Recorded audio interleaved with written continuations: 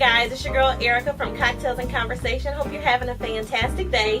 Today I wanted to talk really briefly about goals and vision boards and just doing a mid-year check.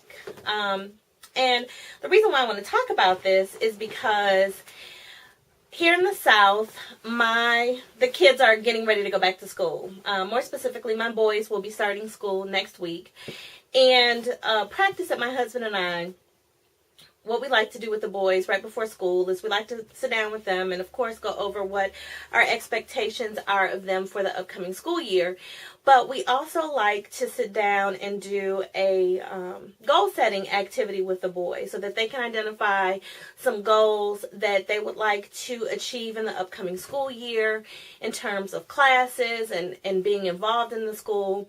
And then I also like for them to pick a couple of fun goals that they like to achieve too. So whether it's to, learn a new topic or to explore something really creative, learn how to skateboard, whatever it is.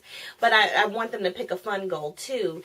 And I try to get them to do a vision board. So to visually represent their goal using pictures. And while working on this activity with the boys, it got me thinking about, my goals and the goals that I set at the beginning of the year, just kind of reevaluating or taking a step back and looking at, how much I have accomplished and how much I still want to do or have yet to accomplish. So I wanted to just kind of talk to you about, not really go into the mechanics of goal setting, but just kind of walk you through my process and what I do. I am definitely a goal setter. I like writing things down, whether it's on a sticky note and on a notepad, a piece of scratch paper. I'm always writing little things down on, what I'd like to accomplish. And for the past, maybe, let's say 3 years, I've done an activity where I have selected one word that I focus on, or it's kind of like my theme word for the year. And then I kind of shape my goals around that theme word, if that makes sense. So my word for 2013 was the word open. And this right here is just the visual representation of what being open means. And then over here, I wrote a little something about my word, and I'll read it to you. So again, my word was open for 2013, and I have to be open to new opportunities, new adventures, and new possibilities. To be open to all sides of myself, not rejecting parts that aren't good enough.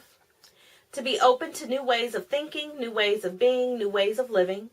And to move through this new year with my heart open. No more hiding, no more fear, no more waiting. And this is just kind of a visual representation of what being open means to me. To be open to travel and exploring new things. To be open to treating myself good and taking care of myself. Not being too hard on myself. Being open to fostering relationships. Strengthening relationships with family and friends. And, definitely to be open to some more money and new opportunities.